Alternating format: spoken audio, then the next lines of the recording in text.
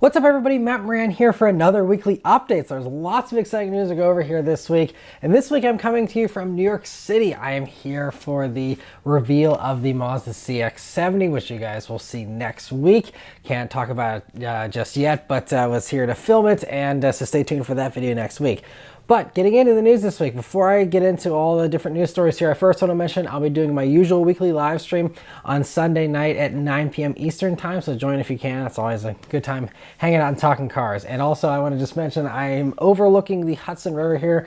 I can't see it much at night here, but you can enjoy the skyline of part of New York City here, and a fun little backdrop. But anyway, getting into the news here this week, the biggest news here is that Volkswagen has revealed the refreshed Mark 8.5 Volkswagen GTI here for the 2025 model year. And sadly, it appears that Volkswagen hasn't reversed course and has instead followed through with their plan to get rid of the manual transmission in the GTI, at least in Europe. You know, there was hope with the Euro 7 stuff relaxing that maybe they could, you know, kind of roll back that phase out and keep the manual around.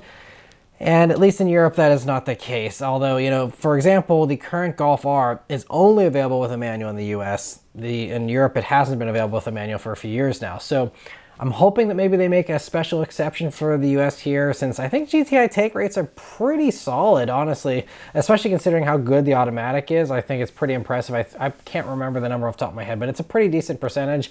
And so I'm hoping that maybe we still see a manual. I think there's a tiny little sliver of hope still potentially, but you know, we'll have to see. But just assume that it's going to be auto only, and maybe we'll be surprised. But even if it is auto only here, there are a few nice improvements. First, the horsepower gets a nice increase from 241 horsepower to 262 horsepower from the 2-liter turbo 4. Torque wasn't revealed yet though, so we'll have to wait and see about that. But on the outside, you'll see the tweaked headlights and taillights and the GTI badge being moved to the doors there, and the wheels look like they're ripped straight off of an Alfa Romeo. It's kind of crazy. Inside, the dominating thing here is the touchscreen gets even bigger, but it now features illuminated sliders beneath it and new software. The steering wheel also has real buttons again, which is a nice thing that they've reversed course on there. And so that's all the info we have so far here on the GTI, with info on the Golf R coming later this year, they said, and I'm assuming we'll get some more details on the US version here sometime later this year as well. And Porsche has revealed the 2024 Macan EV this week, the first vehicle on the new PPE platform that Porsche and Audi co-developed. Let me know your thoughts on that styling in the comments. To me, the back end looks good, but the front end looks a little bulky there, even though amazingly, they say the height is the same as the current Macan.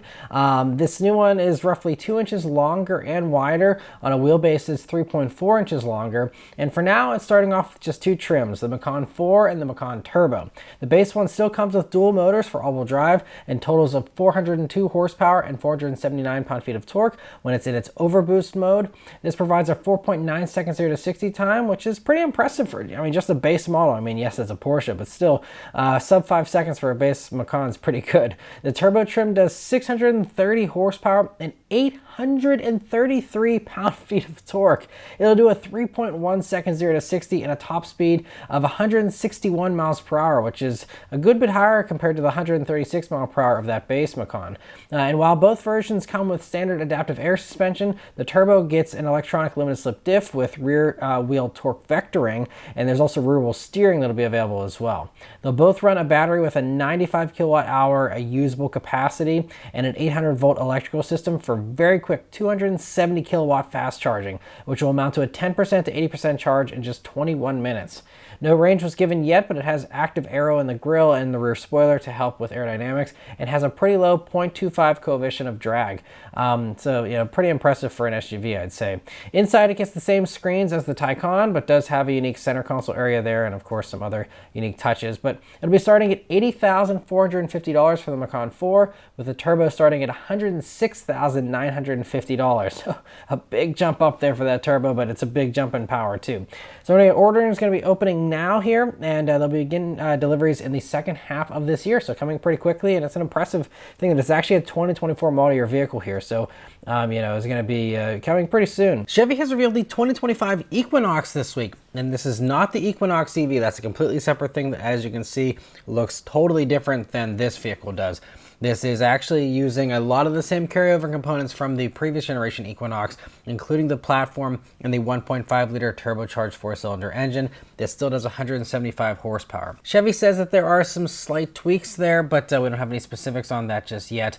Now, but one thing that has changed as far as the Equinox here is that the 6-speed automatic transmission is gone now, and you now get a CVT transmission in front-wheel drive versions, with all-wheel drive Equinoxes now getting a 8-speed automatic transmission instead. And those all-wheel drive versions also get 203 pound-feet of torque versus 184 pound-feet of torque in the front-wheel drive version. So it's interesting, you get more torque going for the all-wheel drive version. I'm not sure why. It's the first time I've seen that in a vehicle, really. Otherwise, though, they also have simplified the lineup here. So you now just have 3 trims, LT, RS, and Active, and that Active trim is a little bit more rugged looking and also gives you some all-terrain tires there, but they got rid of the base LS trim and also the top Premier trims. So just the 3 trims, though, keeps it a little bit simpler and easier there. And I think the styling also is a really nice little improvement, nicely freshens up the Equinox here to make it, you know, fall in line with the rest of the Chevy lineup here. Now, as far as the inside, it's also been nicely improved. You get a standard 11-inch digital gauge cluster and a standard 11.3-inch touchscreen infotainment system that thankfully still does come with Apple CarPlay and Android Auto, unlike the Equinox EV. So big perk here for the gas version. Other things here is that you get supposedly adaptive cruise control is standard now, which is, I think, the first time a Chevy's come with that as standard. You also get a standard heated steering wheel, which is a feature that a lot of companies still make you go up to a top trim or one of the top trims to get that, and it's standard. I really have been impressed with how Chevy's been putting so much stuff as standard on their base models, and just, you know, just the amount of stuff they've been including with base models is really, really impressive. So otherwise, we don't have any pricing here for these, but it's a 2025. It'll be going on sale later this year, and so, you know, it estimated it's going to be probably starting somewhere around $30,000. They'll have to wait and see. But anyway, I think it's a really nice improvement for the Equinox there, and so cool to see that. Genesis has shown off another variant of the X Speedium concept.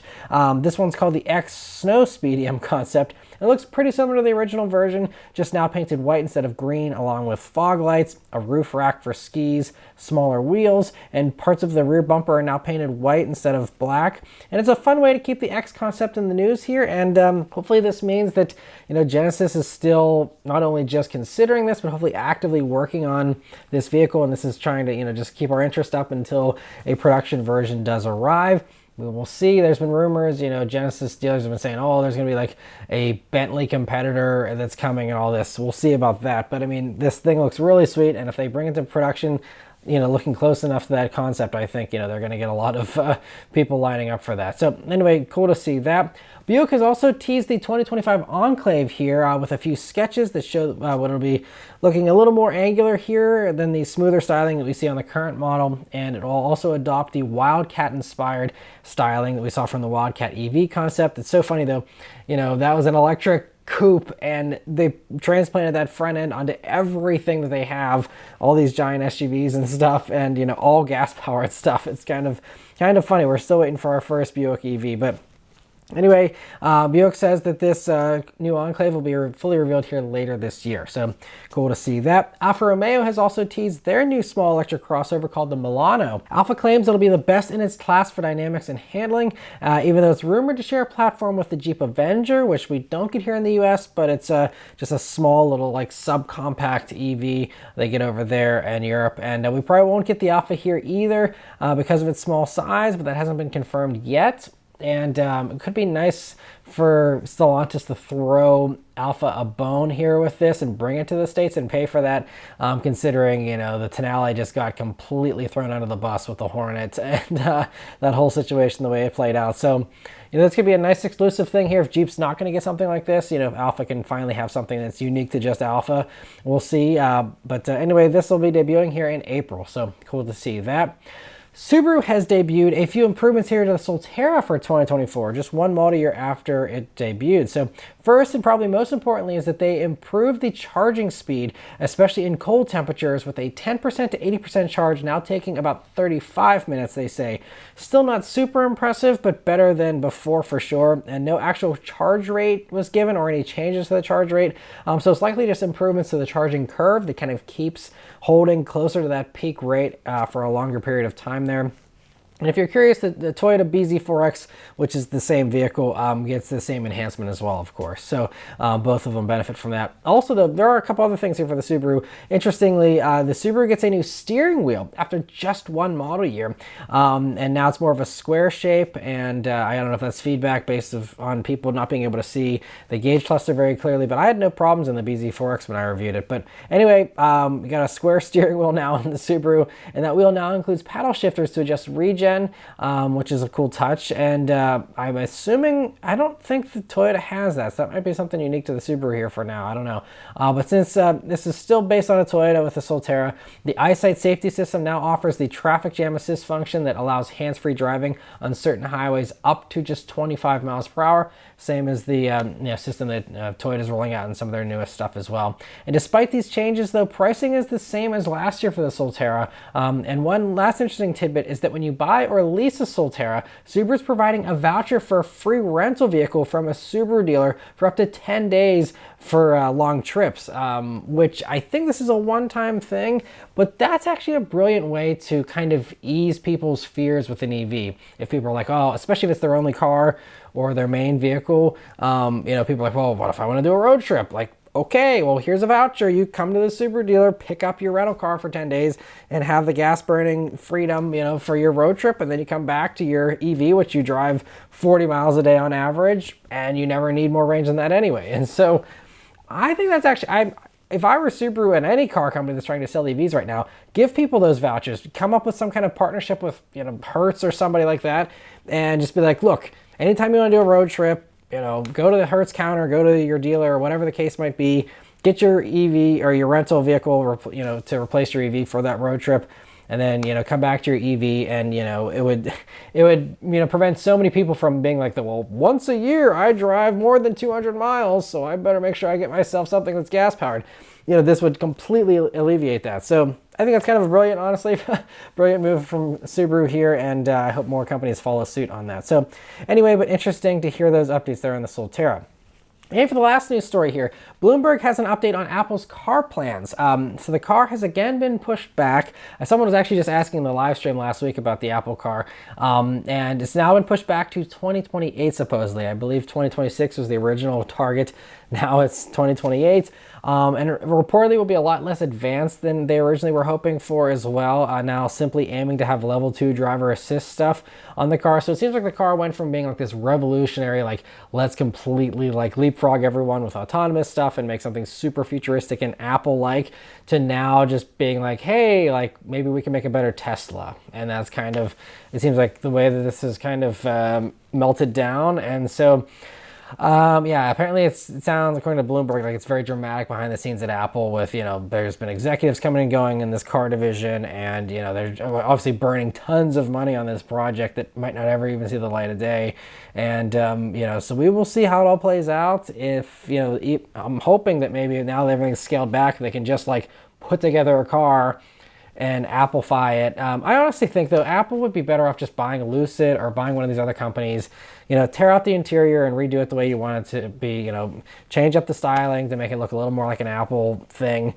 I think that's the easier way to do it. There's so many of these struggling electric car startups.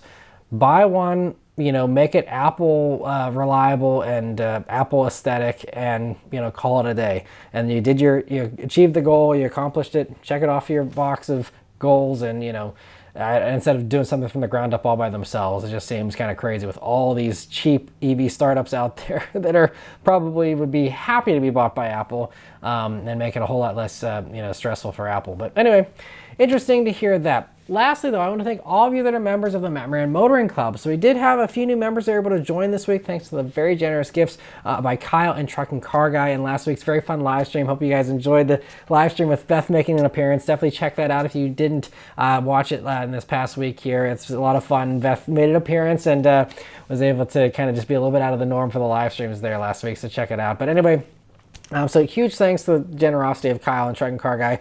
And I want to give a big welcome to the members that are able to join thanks to those gifts. So I want to give a big welcome here to new members Bradley Watkins, Jimmy, Jose Leon, Julio R., Brett Hansen, Harley MF Davidson, and Bradley Hetherington. So thank you all very much for joining in on the channel here and enabling those membership gifts so that you're able to get those memberships there. I hope you all enjoy the memberships, and I hope that you all consider staying after that trial period is over as well. For anyone else that'd like to join, become a member, and get that priority answering in the live stream, as well as all the other perks of being a member, there's always join buttons here on the video page, on the channel page, and a link in the description. But anyway, thank you all very much for watching. Let me know your thoughts on all this stuff in the comments below. Please leave a like and subscribe to keep these videos coming, and I'll see you guys in the next one. Take care.